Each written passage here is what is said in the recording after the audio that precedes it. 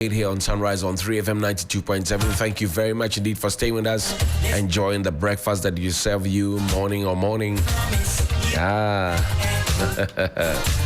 I've got a special guest in studio. We'll get to him in a bit. But first, enjoy something small from our guest. Enjoy something small. Don't rush. Thank the Almighty God.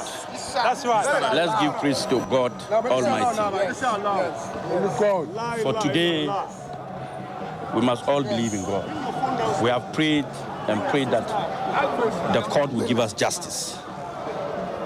Ghanaians today have witnessed a very successful event today, which demonstrates to the whole world that our laws are working. No matter who you are, no matter your institutions, when you find faults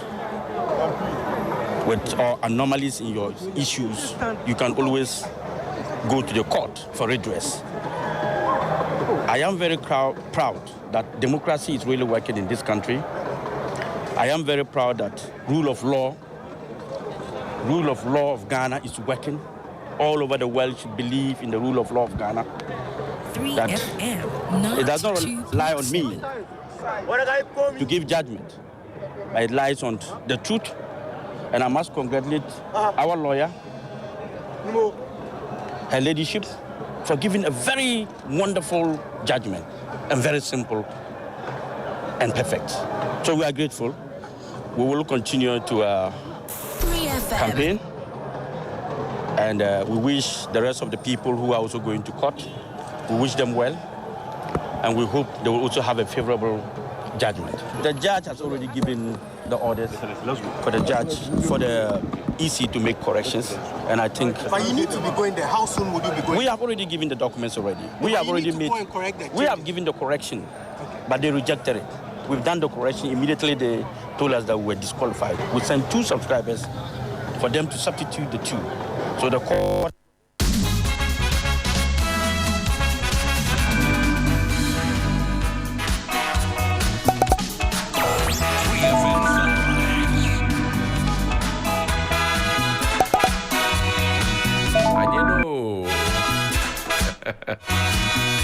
Come on, we're in Ghana month, you know that, don't you?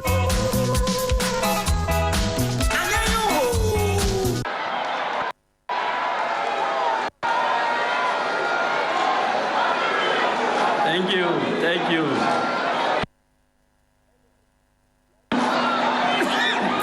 Thank you. 92. Thank you.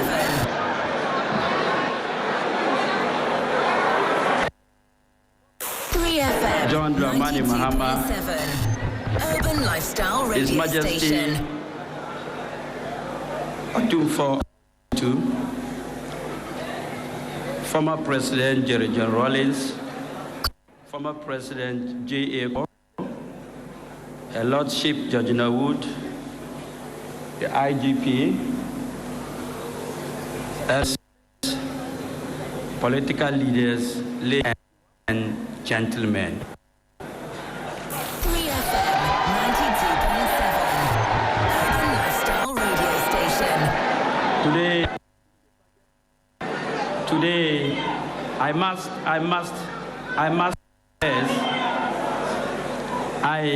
must confess and I must congratulate His Majesty Osei for 3FM 92.7 Urban Lifestyle Radio Station.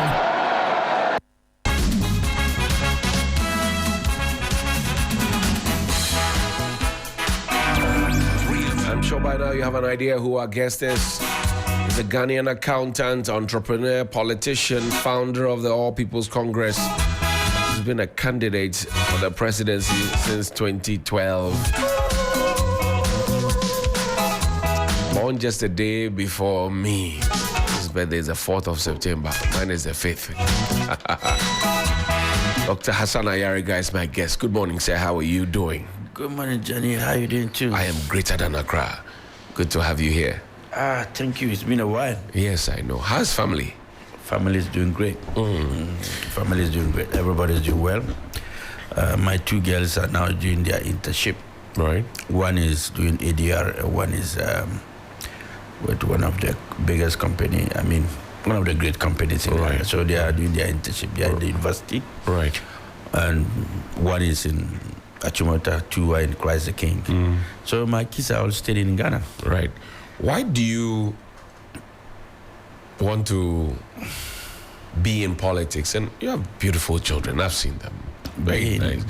And then you want to still do politics and manage your family. When you are a good family man and you can manage your family so well and people will emulate how you run your family, it's an indication that you can manage Ghana better. I see. Managing a family is like managing Ghana. If you fail in managing your family, you will definitely fail in managing your country. Right. Because your family is the first group or set of people that you give so much love to. And you are responsible for their day in, day out activities. Right. And if you fail in that, how are you going to manage another family that is not yours? That is Ghana. So I always say that the relationship between leadership as a parent and a family or as a boss is the same relationship that is bigger in terms of managing our country, Ghana, Right. and beyond.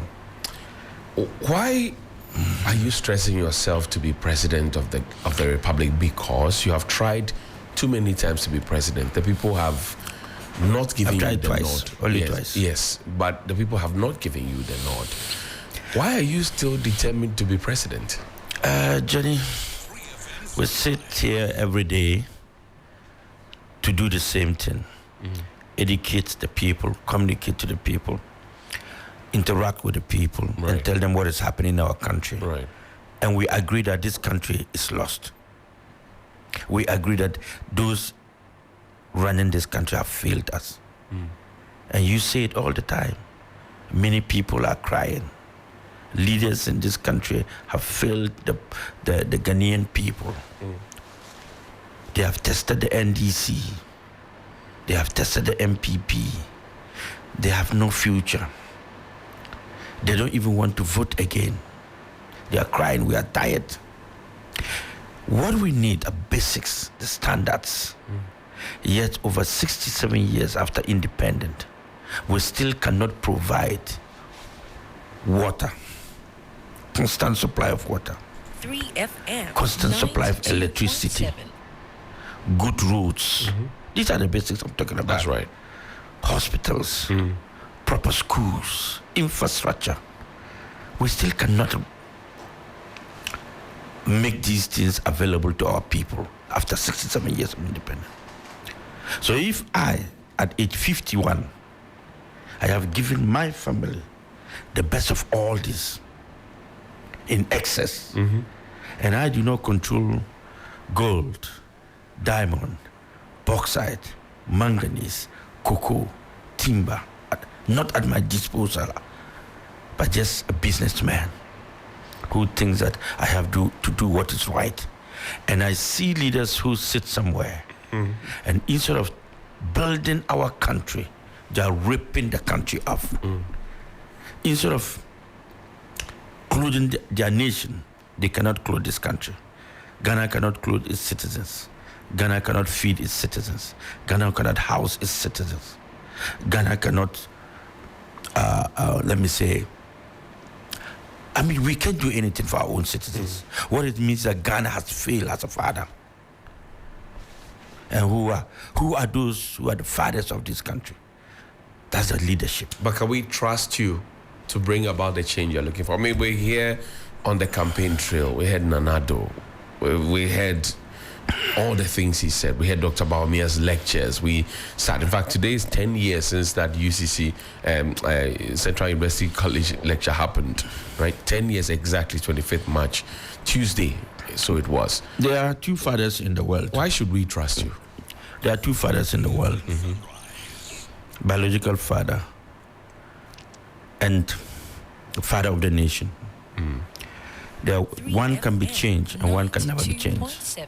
Your biological father cannot be changed, but the father of the nation can be changed. That's right. So as a biological father, if you're unable to serve your family, you cannot be changed as a father. But as a nation father, when you're unable to build your country, we change you.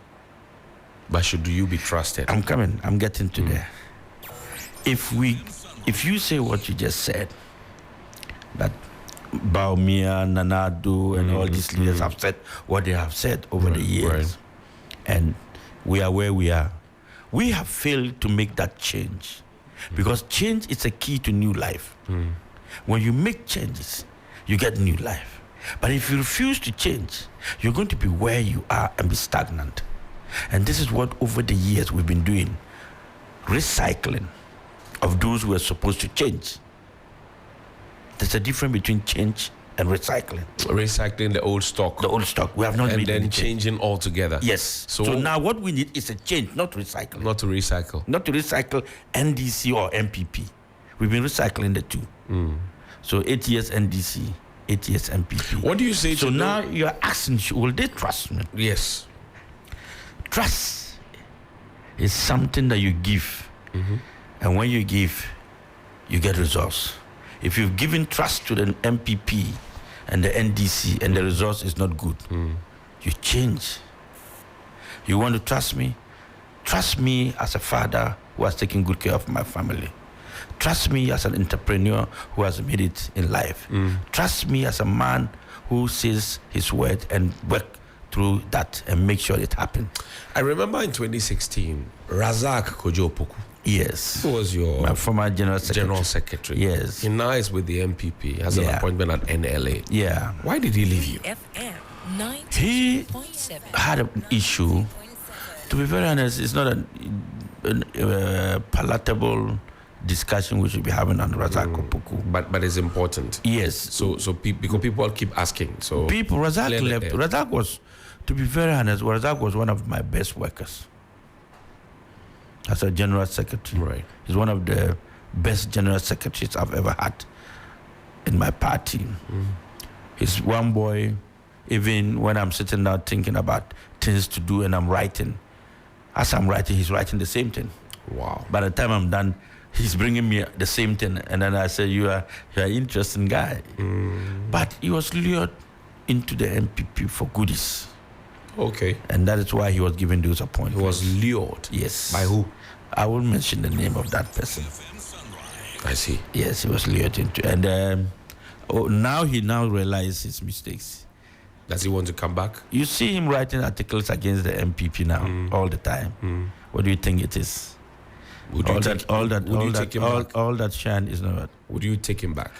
I have no problem with party members. I have problem with betrayal.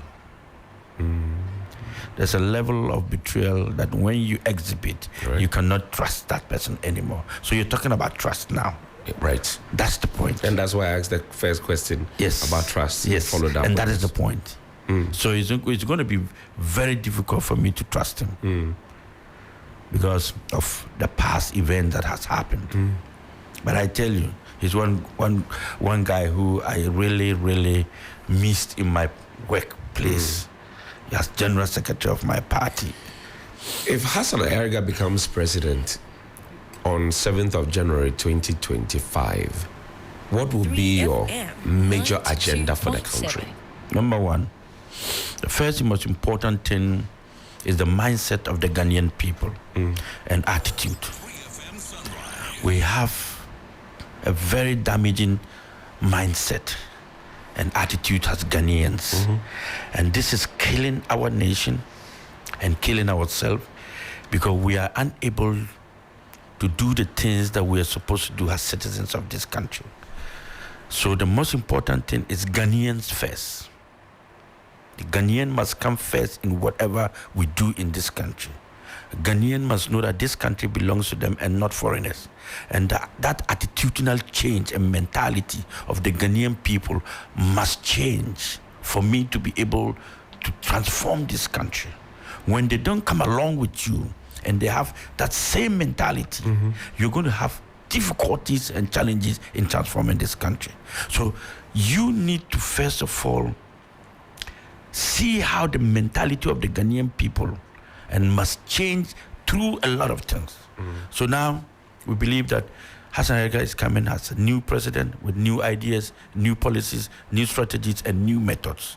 And so every Ghanaian must now believe in himself and that this is our country, and we must begin to work and transform this country with a different mentality and a different attitude. That's one. That's number one. All right. Then number two, I will come with a national database. Okay. A national database, many people get confused when I say with a Ghana card. National database is a system that is designed purposely to monitor, police this country, and have every information and know the data and the statistics of this country as president. So every worker in this country, John, Johnny B, we know you work at 3FM, so we need to know, we'll capture your information, where you work, whether you have 3 works or 2, your salaries, the number of properties you have, your car, your number plate, the number plate of your car, your home address, the number of children you have, your wife. Right. Every information about you is captured in this database. Okay. So if I want to know John B and what he does, I just press your name. Maybe your date of birth is enough. Just type it. That's Just all. type it, and Everything will every come up. information about you will come out. And what are you going to use that for? That is the next steps. A national development plan. Okay. Number 3. When you have this information gives you a perfect picture of Ghana. How many people are workers? How many people are not workers? How many people are salary earners? How much they earn? Those who are corrupt will be seen. Because you, as Johnny B, if you work here, your salary is $50,000, and you buy a house of $1 million. It doesn't tally. It doesn't tally, right? It doesn't add up. It doesn't add So why up. am I getting the extra? Where are you from? getting the extra money? So corruption will be the thing of the past. Cut down to 0.0. You think, why do you think people in Dubai are doing so well? It's because they have a data system that monitors and gives them perfect planning methods to be able to plan very well. In Ghana here, a public worker salary is 2,000 Ghana cedi. He's built a house of 1 million Ghana cedi. Yeah. He drives a car of $50,000. He lives in a very comfortable life. You are asking yourself, how did you come by all this? So this data system will correct all these mistakes and all these challenges that we are having as a country. Then it gives us a better picture. Right. Then we now begin to develop a national development plan. Now the plan gives us the opportunity, the data gives us the opportunity to know where we have deficits, what we should do as a nation, what are we training? Do we have enough doctors? We know. Do we have enough nurses? We know. Do we have enough engineers? We know. Our youth unemployment, we will know. How many people are graduating from school? Where are we going to put them? How many people are technicians? How many people are nurses? How many people are KYUs? Every information about it will have. I see. It eradicates ghost names. Great. And gives you a perfect picture of planning. So now we begin to plan. What are we supposed to do? That's the 4th point. Yes. So number one, we deal renew with the minds of the people. Yes. Number 2, get a database. Yes. Number 3, A national development plan. And then number 4. Number 4, institutions. Right. We now start building the institutions. Strong institutions to be able to manage this country and hold this country firm. And then we now move to a lockdown. Economic lockdown. Where we now begin to produce a production hub. Turn Ghana into a production hub.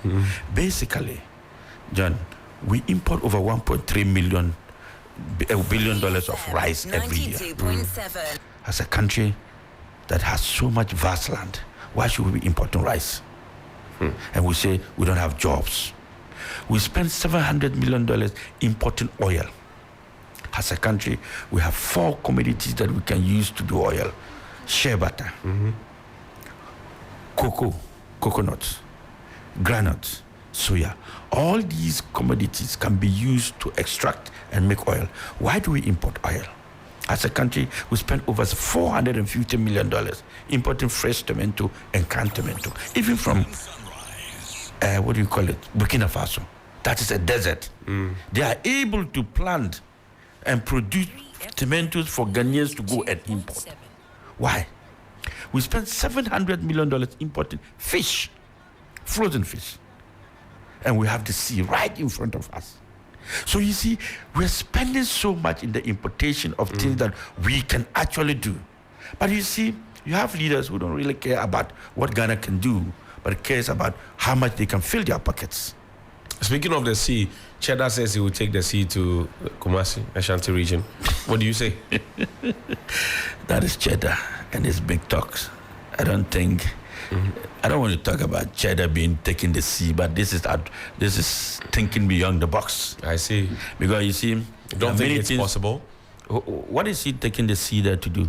Oh, he wants to show Kumasi some more love. We have lagoon here that are not being dredged, right, to turn them into recreational centers where we for can, regatta and all yes, of those ones. You are not talking about that one. Okay, we have bad roads in this country, right in Accra here. Nobody's talking about that. We have filth everywhere, every gutter. There's flooding anytime it rains. And as a leader, your concern should be about these things. I mean, taking the sea, he can even take it to Boko if he wants. What do you think of the office of the special prosecutor? It's still not active and it's still not autonomous. Why do you say that? In my manifesto, I had a independent special prosecutor, not special prosecutor. The independent special prosecutor is, they will have their own office, not working under the office of the Attorney General. Right. The one we have now currently is working under the office of the Attorney General. True. So it doesn't have the powers to prosecute and do the things on its own. It's not autonomous. If you have an autonomous special prosecutor office, which is an independent, then they are able to work on their own and not work on the cases and taking cases from the office of the Attorney General. So why then build an office of the special prosecutor under the office of the Attorney General? It doesn't make sense. It cannot bite, it cannot do much. So I think that if we want to make the office of the special prosecutor very, very active, we have to decouple it from the office of the Attorney General and let it be autonomous. And that is what is in my manifesto. But the MPP picking it. You see, when you copy and paste... They copied your manifesto? That was the problem. When you copy and paste, you have difficulties in explaining. I remember Razak Opoku and Aikwe to had a face-off. I interviewed them both here. I still have the tape here. Yes. So they copy and paste. So when you copy and paste, it was indeed true that your manifesto was copied. Yes, of course. But Aikwe insists that today you couldn't have put that together because you're a small party. That is the mindset of the Ghanaian politician who doesn't understand policies. Look, I see Ghanaians ask the NDC, what's your what do you call it, your policy for 2024?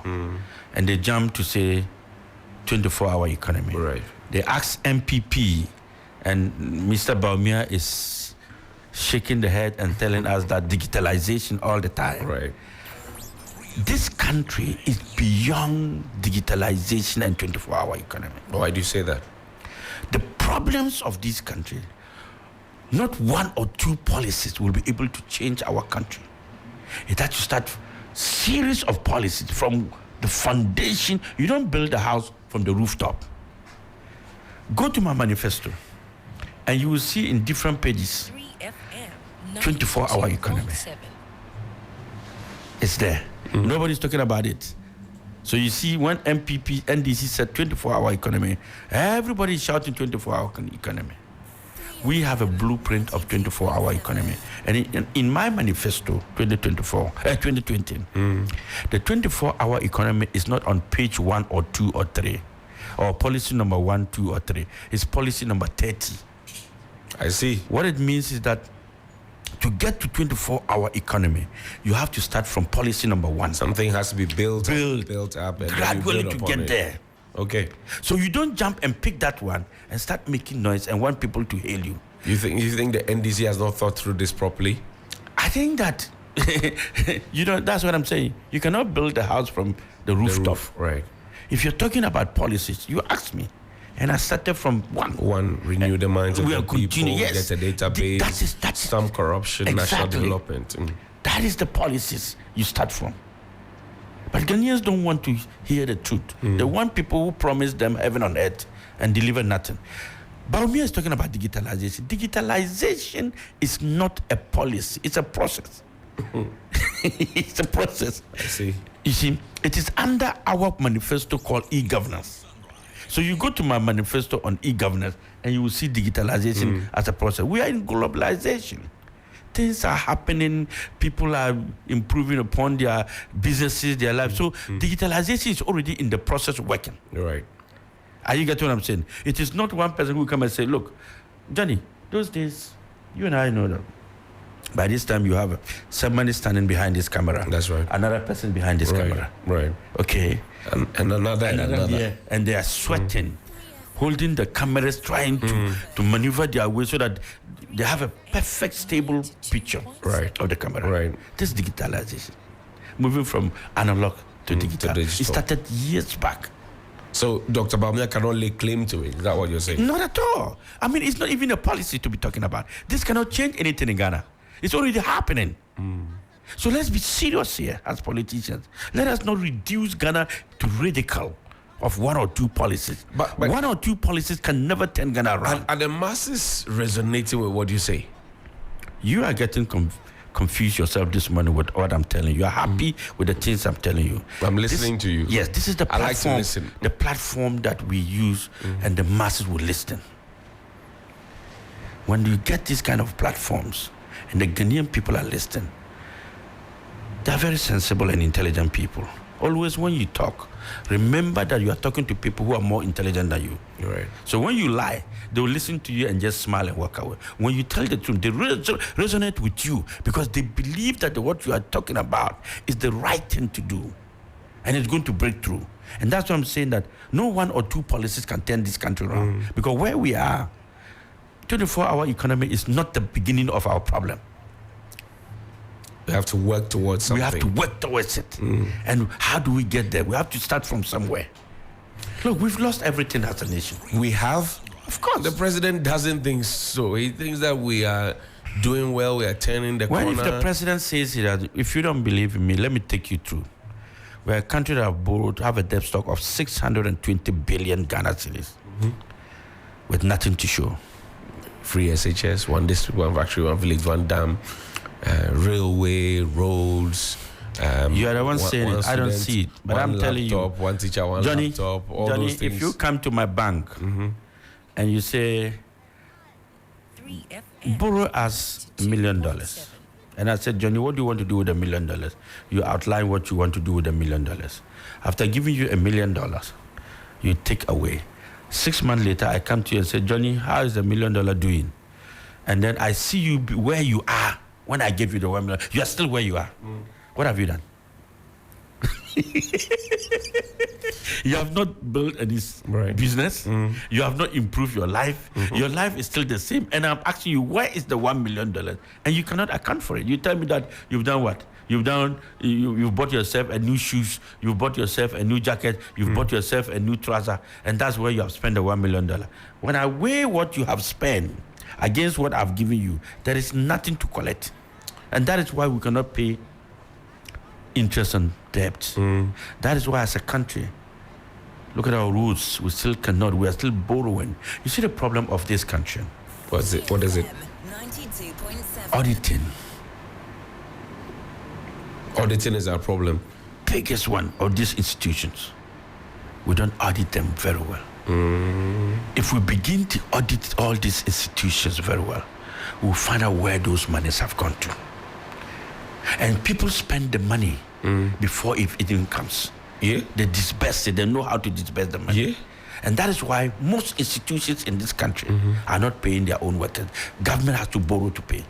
If this building, 3F 92.7, we have to borrow here to pay workers, I don't think we can handle this place for the next 2 years. So what is it? Government has to borrow all the time to pay all the institutions that will. So if you have a business that cannot fund itself and cannot pay its workers, close it down. Were you affected by the haircut? 3FM. Really? The domestic debt exchange program? I would say no, and I would say yes. Okay. Now, please explain. I lost a few. As an investor, I do a lot of investments. Right. And as a businessman, I'm a consultant too as well. Right. I do a lot of things. I have various kind of investments. One way it affected me, I lost, I think, 6 million. Cities, dollars? Let's say 6 million. Let's just leave it there. Yes, 6 million. By $6 million. I said just let's leave it there. I hear you. 6 million. That's a lot of money. That's a lot of money. And imagine losing 6 million as a businessman, what it means to you. It'll be painful, is it not? Yes. So we're all affected. Businesses are affected. And once one business is affected, it affects many people in several ways, directly or indirectly. But former finance minister says it's for our own good. What's good about losing investment? Well, that's what he says. That I'm asking you, what's good about losing investment? Let's be serious here. The former finance minister doesn't take Ghanaians serious. But you see, Ghanaians should wait. For what? When I become president 2025, some people will go to hell for others to go to heaven. I don't understand. You will never understand. It's a statement. I've made it. That when you If I become president in 2025, some people will go to hell for others to go to heaven. you mean jail? I've just said it. It's for you to digest it. Those who know, they know. That's what? That if you steal our money, you will sleep in your house. You cannot sleep in the house. Those who are corrupt will not go scot-free. It doesn't matter who you are. Because this is a corruption has brought Ghanaians to their knees. Because of corruption, people are dying on a daily basis. Hospitals cannot have medications and supplies. Some schools, people are eating, what do you call it? Soup? Is it soup? Soup or stew. You don't even know what to call it. It looks like stew and soup. Why? Because of corruption. Look at our systems. Look at the way people are suffering in this country. And few people have hijacked the country, milking it and thinking they're happy about it. And the rest of us are suffering. Look at the number of nurses and doctors that are leaving this country on a daily basis. Go to the airport and you ask yourself whether there are many Ghanaians left. And they are all leaving. I'm sure if they put the plane, even the president himself will leave. Why would he leave? Because he said that he has failed this country. No, and the country is on its knee.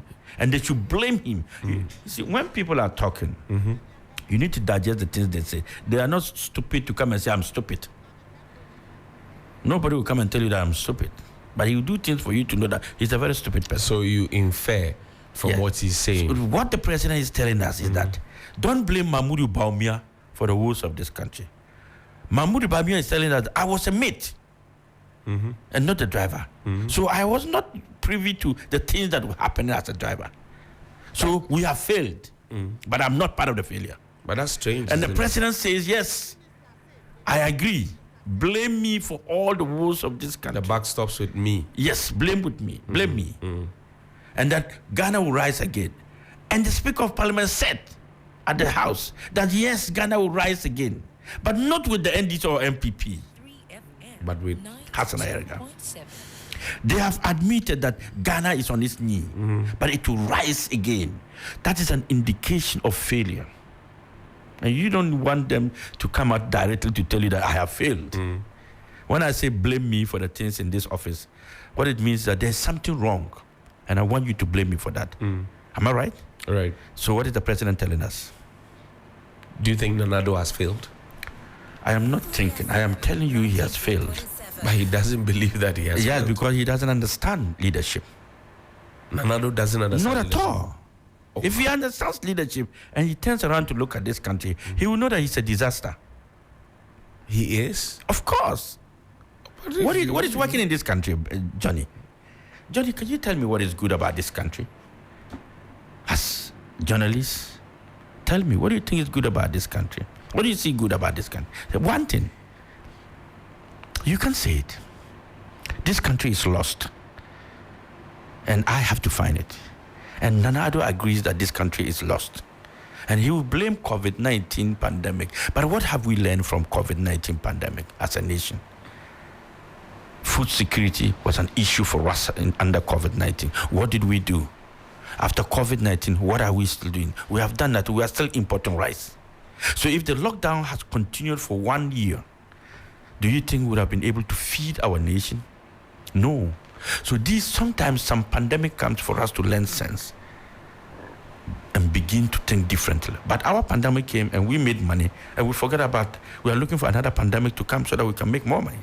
If Hassan Ayariga becomes president, how many ministers will you rule or govern Ghana with? Ministers are not the most important thing in my government. 92.7. But you need them. I need them, but the ministers are not going to be. So how many would you have? I will look at every institution and appoint one minister to an institution. So, for example, health, One. education, One. agric, One. tourism. There are about 53 53 of them. So It's let's enough. say 60 ministers. Yes, that's enough. That's what you The need. ministers are not the most important thing. Who are the most The important? most important thing is the Ghanaian people.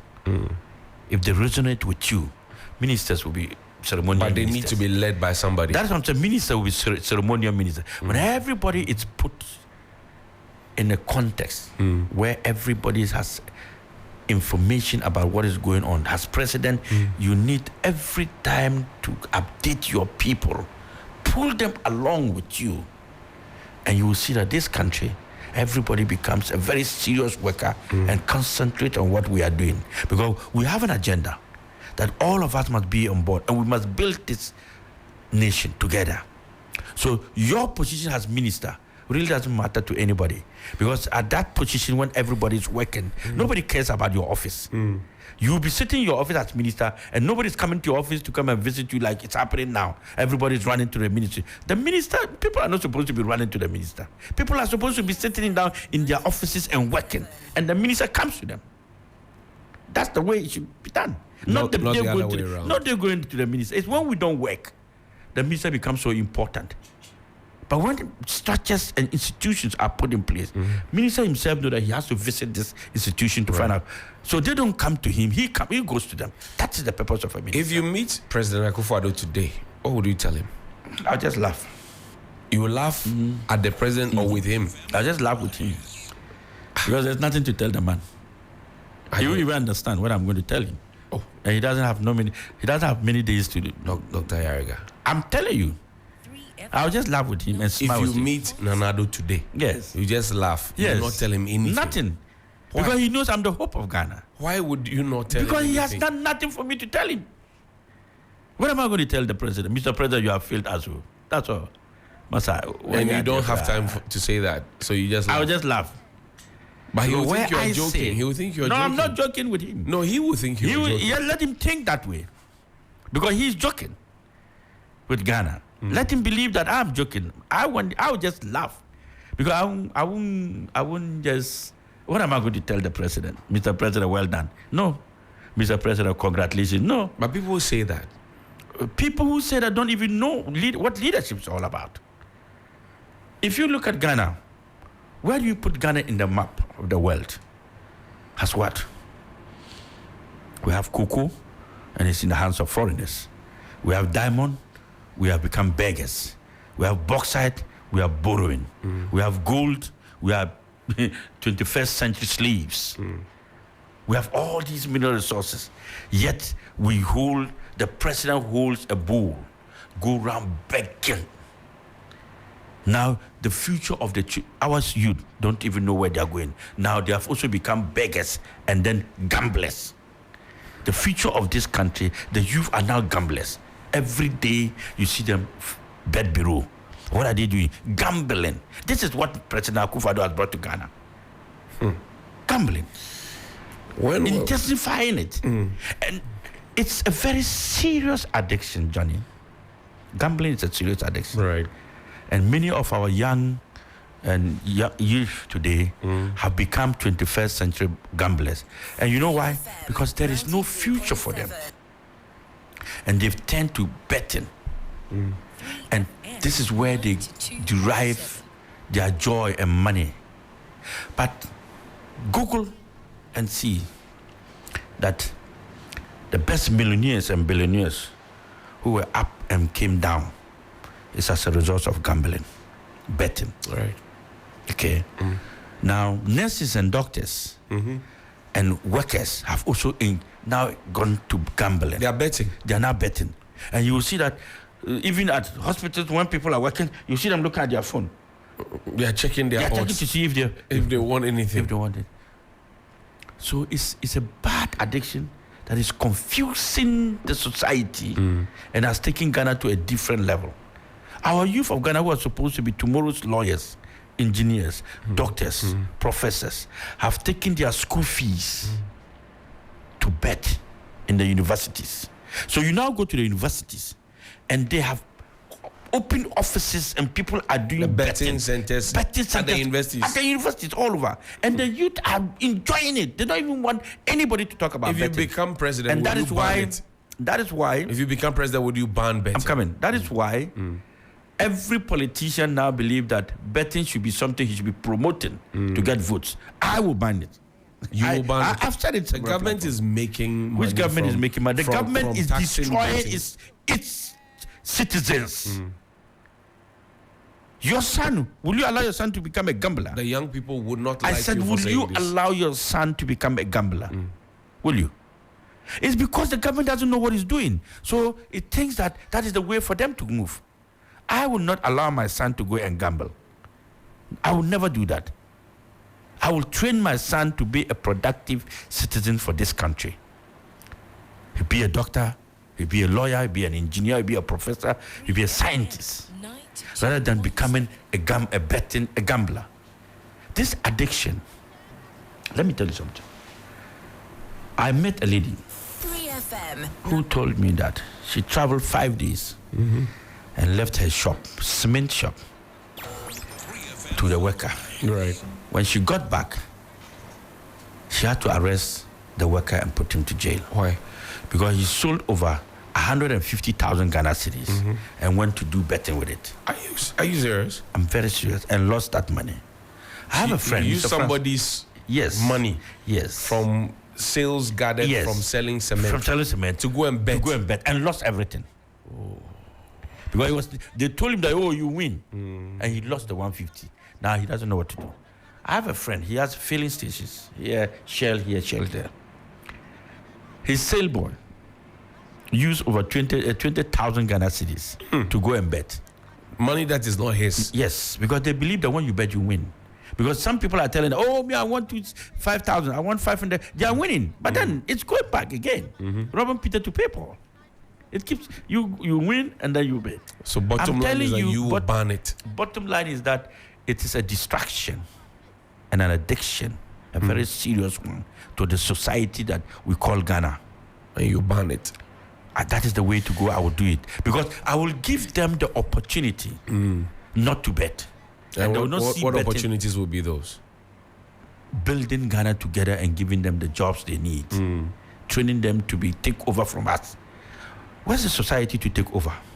From Nana Akufo-Addo, the mess he has put up there. This is the mess. This part of the mess I'm talking about.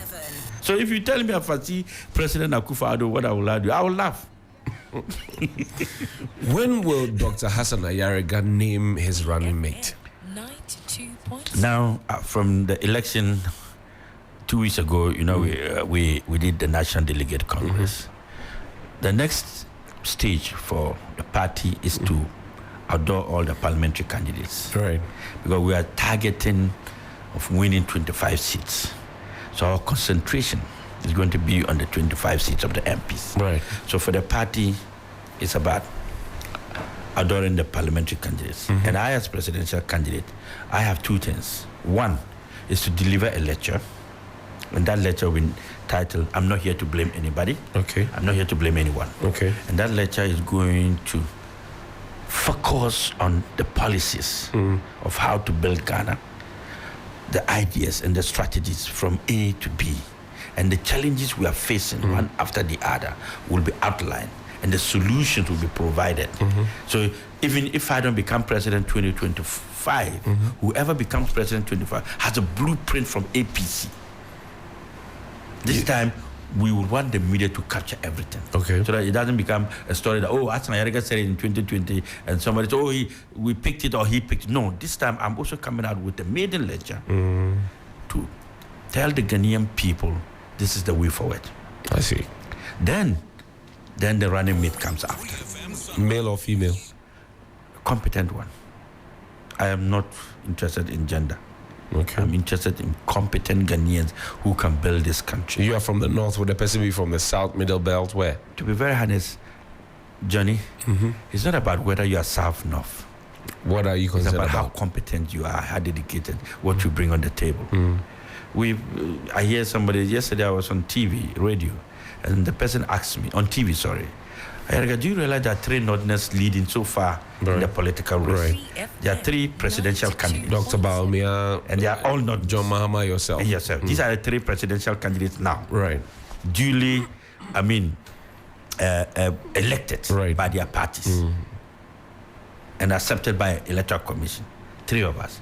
What do you think about that? I said, are you asking me a question that I should be biased, or are you asking me a question that I should be tribalistic? Over the years, we've seen every time sadness, all sadness in all 13, 20 political parties. Nobody ever bothered to ask, why all sadness? Why are you asking a question, why all Northerners? Because these Northerners, it is time. They are the competent one. The party believe in them. They're the very competent one. So if they are all Northerners, why now that question, why 3 Northerners? But to go into that circle, Right. I think that we have a very serious issue. What is that issue? Over the years, all political parties, especially the NDC and the MPP, anytime they want to cause mayhem and havoc, they go looking for the Northern brothers Right. to do that for them. So NDC will have what we call the Azoka Boys. MPP will have what we call the Bolga Bulldogs, and then the Invisible Forces. And when you see the composition of these tax and these invisible forces and Bolga Boys, they are all Northern descent. Right. Today, we have 3 Northerners leading. Are we, as Northerners, going to demonstrate to the world that we are a bunch of people with ideas, visions, policies, and we are capable of managing this country? Or are we going to demonstrate to the world that we are people of violence, as prescribed or perceived Northerners to be? And I am calling on my 2 brothers and their parties that this is a time for us to demonstrate to the world that that tag on us, that we are violent, we are not. And that we have the brains, we have the ideas, we have the policies to change this country. So this time, everybody should tone down. Okay. Whether you are NDC, Invisible Force, or Azoka Boys, or MPP Invisible Force, this is not the time to fight each other. If I insult Dr. Baumia, my campaign, I am insulting myself. If I insult John Mahama, I'm insulting myself. If John Mahama should insult Hassan Ayariga or Baumia, he's insulting himself. Likewise, if Baumia should do so. But let's show decency in our political terrain this year, these 3 Northerners. Let's show different level of leadership and let our people emulate that. So I'm calling on our Northern brothers all over. Right. Let not demonstrate any violence in the 2024 election. Whoever wins, let's try and build our society, our people. Because at the end of the day, it's going back to where we come from. The northern sector has been deserted for too long that you go to the north and you are asking yourself whether there's something called development. And that is my problem. And that's my concern. Okay. The LGBTQI plus bill, the back and forth from the presidency and parliament. You see the reason why I told you that? What do you see the reason why I told you that if I see the president, I will laugh. Why would you laugh? This one. LGBTQ plus. It's a barbaric behavior and act. It is not something any nation should consider not to talk of even allowing people to behave in that manner. People think the LGBTQ thing is something that is freedom of The rights. the rights. If we want to talk about rights, then this country will be plugged to chaotic situation. It will be very chaotic. There are certain rights you don't have as a human being. If I say I want to become an armed robber, and you say no, you say yes, you can become an armed robber. It's my right. Is it fair for me to take a gun and start shooting people and taking their money and say it's my right? No, that right cannot be given to you. Do you understand what I'm saying? If I say I want to be, how do you call them? Those who eat human beings. What's the name for this? The word. If I want to be eating, Cannibal. cannibal. Cannibalistic behavior. Cannibalistic behavior. Will the people tell me that I should continue to become a cannibalist because I have the right? So there are certain rights that you don't have because we are governed by law and the law and traditions. Ghana's constitution was crafted based on our traditions and our norms and our regulations where we come from. We do not understand what is called man to man, woman to woman, man to dog, dog to human being, and all the plus. You see, people think about just the gayism and the lesbianism. They've forgotten about the plus and plus and plus. 2.7. That is more worse than even the gayism and lesbianism. And they have started it in Ghana. And I'm telling you, if we don't sit up, the schools are practicing gayism and lesbianism. What? At the highest level. What? I am being honest with you. The schools. Urban Lifestyle Radio Station. Ghana, if we don't take time, will become the world hub of gayism and lesbianism. Market. Ghana, if we don't take time, Ghana will become the hub of LGBTQ++. You see, our mindset and that freedom that we think that we have is becoming a nonsense. It's becoming pathetic. And people are doing things anyhow. The laws are not working. I see. The politicians, that's why sometimes I feel sorry for the death of President Rawlings. Why? President Rawlings has left a vacuum. I'll come back to the LGBT, Right. what the president should do. Former President Rawlings has left a vacuum that nobody 92.7. can cover. What vacuum is this? As politicians and businessmen and Ghanaians, President Rawlings was feared by all politicians in this country, by all Ghanaians in this country. That when you are misbehaving in this country and you want to misbehave as a politician or do certain things, you will remember that there's somebody watching you and you dare not. 92.7. Because that person, when he comes out, you will have peace. You will have it all.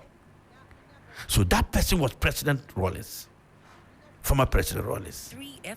And that he occupied certain 92.7. position, even as former president, that politicians dare not misbehave in certain way. So we need another Today, Rollins. and that is Hassan Ayariga who is coming. You will be at the next I will Rollins. be worse than Rawlings when I get power. What should the president do about the LGBTQ? The president should quickly take his pen and sign the bill to law and stop giving us excuses. Oh. He should stop. Said there's a Even matter- that bill there's is a that matter in bill. court. That bill is mild. I think that even in drafting that bill, if I was part of the parliamentarian to draft that bill, it was too mild. What would you have It put would have in been there? higher than that. LGBT, get firing squad. Firing squad. We'll finish you. But no president has signed the death warrant, the death sentence. That is anymore. because, listen to me, when I become president, I am a different president altogether. We have to protect the society. If you're a father, you cannot protect your children. You're not a father. It doesn't mean because you're a father, you should allow your children to do everything in the house. Children should marry their mothers. Do you believe in that? A child can marry his father. A daughter can marry his brother, his father.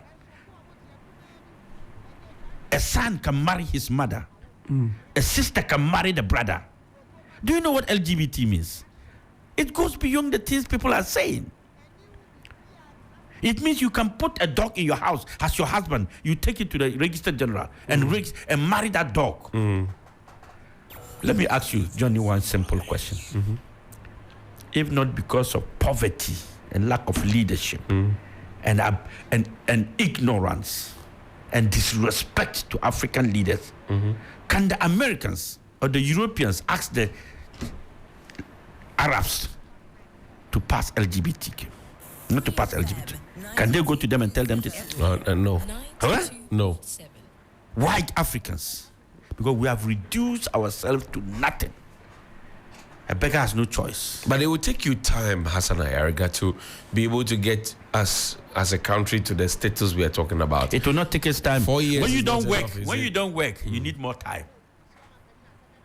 You have excuses. When somebody doesn't work, he needs time. Every time is what he needs. But you have not been in power before, so how are you so confident? I have been in power in my house and in my community. And as a leader, I have been in power. So I know what it is to be in power. I see. And I have been in power without resources.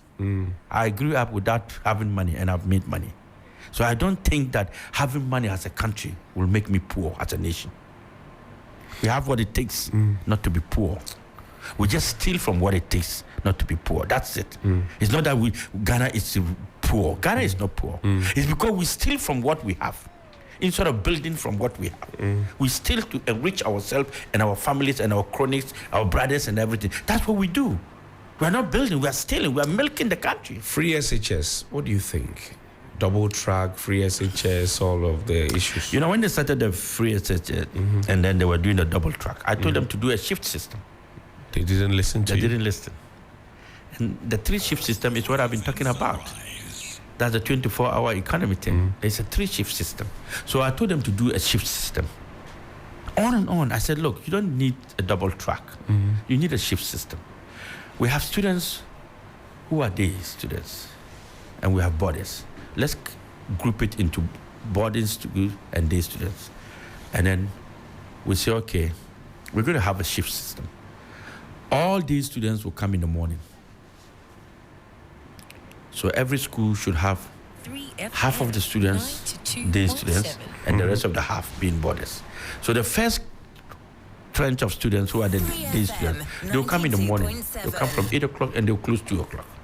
By that time, the boarders who are in the school will be resting and doing their whatever they are doing. And then they will start classes from 2 to 8. Okay. And also close them. Very simple. But you see, when you have... That's the French system, is it not? I don't know of French system. You see, when I tell you things, I tell you what I know, what I want to do. Okay. I'm going to build a country that will be better than the world. I see. Yes. Because it's the vision and the wisdom and the knowledge you have. Build your world. Don't copy. When you copy, you become... What do you say to those who say you're being used by other governments? There's no government. Just to get into the realms of authority and do even worse. There is no government in this country. What's country. happening? There's no government in this country that can use me. Not this, you know why? Not this government. You know why? No. Because I'm more intelligent than the government. You alone? Yes. More intelligent Than the government. than we have the men? Yes. Oh, how? But where are we? Why do you think I'm a consultant? Where are we? We are where we are because of lack of leadership. And I sit here. I can speak from morning till 3 days, telling you policies that can change this guy, and you can't doubt one. And I'm not going to sit down with a manifesto in front of me. I wrote my manifesto. Go and ask my party, and they will tell you that the manifesto was crafted by Hassan Ayariga. So he knows from the beginning of the manifesto to the end. I see. And I'm telling you, Johnny, that we have people who are not committed to building in Ghana. Not that the NDC has done well, the MPP has done, but it's not enough. Not enough. What does happen? Where have we got into as a nation, Johnny? We're turning the corner. What corner? That we hear the presidency, the finance minister, we're turning the corner. The debate 2024, and I want you to look put in mind. Right. Should be focused on how we are going to come out of the debt stock. That's number one. Number two, how we are going to pay the debts. Number three, how Ghana should generate revenue. How political parties are going to generate revenue to build Ghana. These are the three things that Ghanaians should base their debates on for the leaders to answer. These three things. Any other thing is not interested to me. I'm being honest with you. I see. Will you be at the presidential debate if we organize one? I am willing. And this debate... Will you be coughing? I've stopped coughing because it was at that time I had serious cold. Okay. You don't cough every time. And when you have the AC was on. Yes, and then I had ginger on my table. The coughing, it cannot distract somebody who has vision and policies. You can keep coughing. I'll be talking. If you want to sit down and cough here, I'll be talking and people will be listening. But if you don't have anything to say, that's when you say that somebody's cough is a distraction. It's never a distraction to have an ill health. Nana Addo coughed on the day of inauguration as president. He was coughing and coughing and coughing. Nobody bothered until they were running with water and everything. It's an illness, an ill health. And when it affects you, it has nothing to do... What percentage of your appointees will be women? I've told you on and on, Johnny. It's not about gender. It's not about gender. I am not... But the women are asking for an opportunity at the table. Then they should be competent. Gender inclusion, they affirmative action law. I mean, for me... Not law. For me, it's not about the gender. For me, it's about the competent level. That's what is important to me. I am going to build a country not based on my political lineage. No. I'm not going to build this country or put ministers based on political parties. Are you suggesting that you will pick from all sectors? I am going to pick the best out of the best to build this Ghana. Today, I am going to inaugurate, this time around, I'm going to inaugurate my committees. Right. All the committees that are forming. It will be a public event. And these committees are not only APC members. I am hiring professionals to help build the APC for 2024 election campaign. So I can pick anybody from any party who is, for instance, versed in political campaign. Right. Somebody who is versed in fundraising. Somebody who is versed in policies and the research. I am picking them from all over. I don't care whether you are NDC, you are MPP. I'm going to hire you, pay you, do the job, help me build the country. So when I become president, I am not going to pick APC members to be my ministers, to be my deputy minister. I am going to pick Ghanaian people who are competent and dedicated and patriotic. What do you think of the Electoral Commission? Whether I'm going to change the Electoral Commission or what do I think, whether they are performing. I think that the Electoral Commission need to do a lot of reforms. For example, what? For example, we have a voting system where people are still doubting about the identity of a voter. Where people are still finding out how does someone becomes a voter, what documentations are being used to become a voter. You see, my national data system solved this matter all. You turn 18 and you are invited at the Electoral Commission because automatically the data shows that Johnny has turned 18. Right. So Johnny will be invited to the EC office to first of all register as a voter and get a voter's identification. We'll be doing electronic voting instead of, what do you call it, manual voting. So the digitalization man should be telling us this. And that is how digitalization now comes in. You do as we do, as is done outside. Yes. You vote once and your name appears, everything, your information appears. But the last so time we cannot have overvoting. The last time we checked, the Electoral Commission system was hacked. Yeah, but because they don't have a proper data system. That data system I'm talking about in the beginning, from my first reform, data system, national development plan, will now derive their data from the national data system. So it's unique. The NIB and the national security will get the police will have their data from it. The immigration will pick the data from it, and it's going to be synchronized. One particular data that no mistake. No mistake. So every institution, deaf and bed, will have your data. Once they key in, it comes to the system. We verify it. Every information is captured, and everybody has an information that a new child has been born in Ghana. So you think the Electoral Commission can do better? The Electoral Commission can do better, but it can. What we have now can be manipulated and can favor. There are instances where in 2020 that people voted for me genuinely and called me and told me, look, we voted for you genuinely, but when we were counting the vote, it was never counted. Your votes were not part of the stock. Yes. How? That's what I can't explain. But their votes were put into yes, the they box. voted, but when the results were declared, I didn't have votes there. Don't you think that they were trying to pull your legs? They were not trying to pull my legs. Nobody would walk to me and tell me this when I didn't even. I even went to a pharmacy to buy drugs. And the pharmacist told me that, look, Ayariga, I listen to you all the time, and I think you're the best president Ghana will ever have. You are the president that when you become one, Ghanaians will have joy and happiness. That there's no joy in this country. People are not happy anymore. People are just walking around. They're not happy anymore. You are one president when we get, this country will be the best. I voted for you. I voted for you. But your votes were not counted. I did not see the count. My family voted for you. But if they didn't even vote for you, I personally put my stamp on your name. And when I was listening and they were calling, I wanted to know whether you will get my vote and my family. When they mentioned that you didn't get even one vote at that polling station. That's surprising. Yes. So you see, I want us to have, if I become president, I'm going to amend the constitution not to have a second round. Hey, Dr. Ayariga. Johnny. Why would you do that? You're sitting with... Yes, I want to understand you. Yes, you don't understand me because I'm thinking differently from what people are doing. And that's why I'm different.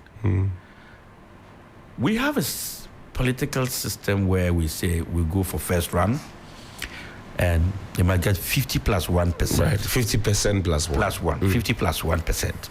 And then you become president.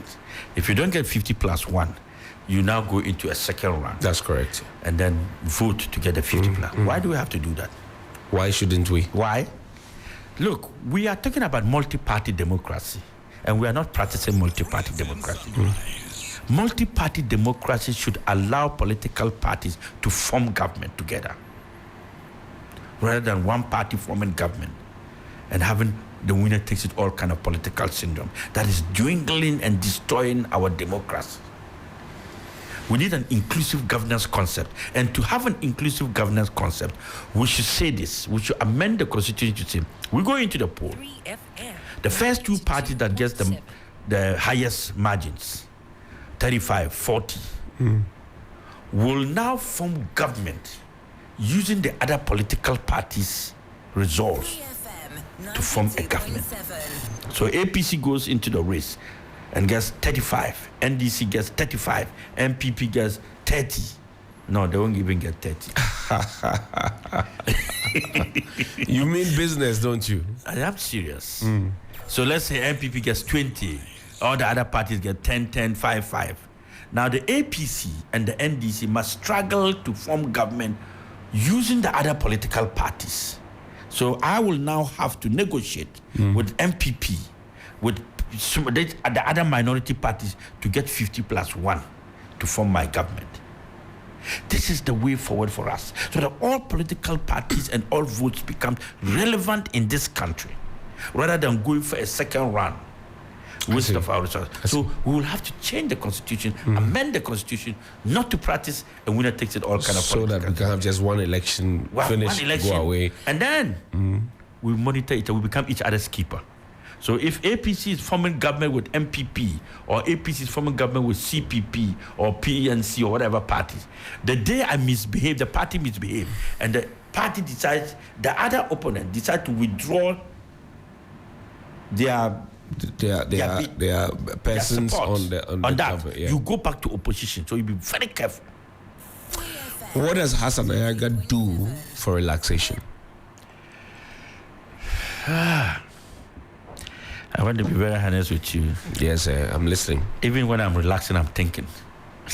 That's stressful.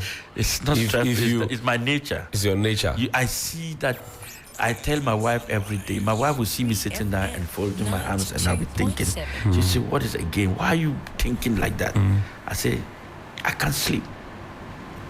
This country is in the hands of wrong people, and those who are not supposed to suffer are suffering." When we are supposed to be the saviors, we are the wicked ones. Why? Why do people derive joy in punishing others? My phone rings, my phone WhatsApp every message, demands even 100 CDs. People are demanding. As low as 100 CDs, 50 CDs, every minute I'm getting it. And I ask myself, what is wrong with our leaders? So to relax for me, it takes only 5 minutes. How much money do you intend to push into the 2024 elections? I want to be very sincere with you, Johnny. 92.7 Urban Be, Lifestyle due Radio to Station. the corrupt nature of the two political parties, monetizing our political campaigns. Politics in Ghana is the most expensive venture in Ghana than any part of the world.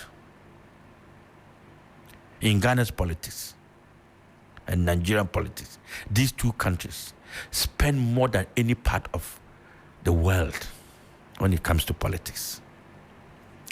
That people who do not earn salary, who are no jobs and they become politicians, 92.7 spend, and you don't understand where they are getting this money. So today, give or take, any party that will win the 2024 election, that will do serious campaign, we will look at not less than $100 million. That's a lot of money. Yes, we have politicized the campaigns. You ask yourself, you want to buy 275 pickups as a party to give every constituency, FM multiply by 92.7. $36,000. See how much. You want to have at least a minimum of 10 million t-shirts, multiply by $2. That's 20 million gone. You want to buy fuel, you want to go round. And when you go round, you will have to give envelopes to people you sit and talk. They will organize the platforms for you to come and talk. You don't get up and walk away. You meet chiefs, you meet queen mothers, you meet opinion leaders. They sit down and they are hungry the whole day. They have no jobs. They assume that political parties have it all because the NDC and MPP have paid it so. You can't go there and walk away. You pay hotel bills, Johnny. As you walk around with your campaign teams, you pay hotel bills. Johnny, you have to pay people who work for you. Like I am going to do now. I am going to recruit and hire people to work for me. They take salary per month. You're going to put them 10 months. You put billboards across the country, Johnny. Posters across the country. A billboard is now, a big billboard is about 2,000 Ghana cedis per month. Right. You want to put 200, 300 pieces of them across the country. It's huge sums of money for the next 5 months. It's in millions. Johnny, we have destroyed politics in Ghana. Oh, Those days, when my father was an MP, right. for member of parliament for Boku Central, that time it was 6 constituencies. That's right. Johnny, people were rather giving my money, my father. But now it's the other way around. Yes. They will come to MP Biga in Kusal, MP son. Hey, well, for Lafayette 4, Lafayette means, are you doing well? I said, yes. Ha, Jim, Give me. guinea fowl. No, take Okay. guinea fowl, chicken, eggs. They are bringing to the house granuts. All were gifts. Donating to my father and my family For the service that for the he's service he rendering. was giving them. But Because now they what were happy. happens? Now there's no service. We're not serving them. Johnny, we are not serving them. So they now want from us. Because when you serve somebody, he shows appreciation. Have your lights been on or off? Every time the lights are off. Every time. Most of the time the lights are off. So how much? There's no water, there's no lights. So you're buying a lot of fuel You have to buy diesel every day, 500 Ghana cedis, 600 Ghana cedis to power your generator. every day. Every day. I have a very big generator. That's a risky thing to do. It's not too risky. much money. It's Going a lot of down money the going drain. down the drain. Whether you are in the house or not, the generators must work because you have fridges, you have things working. They must work. The house must revolve. But there's the insistence that there's no doom so. Who is insisting? But they are also insisting that they have not failed. Matthew Bungu Prempe, the Minister for Health. I said they are also insisting that they have not Energy. failed. So They never tell the truth. You have to judge them. So that is why we are that going your to lights do- are going off. The but water, they there's say- no light, there's no water. But then they tell you that it's okay. They tell There's you that nothing is happening. They tell you that they don't even talk. You see, So, the so they say problem there's a is that, fault with the transformers. Johnny, we are fixing it. the problem is that when we are not sincere to the citizens, they suffer in silence And they do what afterwards? and they'll punish you. The MPP should forget about breaking the 8 and think about finishing the 8. Oh, Hassan Ayariga. Johnny, They will they not should forget about breaking the 8 and think about and finishing the the 8. MPP will not be happy with you. They will not be happy with you. Everybody is hear me? talking about breaking the Did you 8. hear me very well? I heard you. This is the headlines for you. That they should. I hope your media guys are writing all the we are headlines. already firing on the cylinders. I'll share the code cards with you. Yes. But you're saying that what They should forget about breaking the 8 and concentrate about finishing the 8. It's more important. But the Finishing the 8 is even more difficult for them than breaking the 8. How are they going to finish the 8 with this kind of situation, with people suffering, with Ghanaians in hardship, serious Ghana in crisis, joblessness, water problems?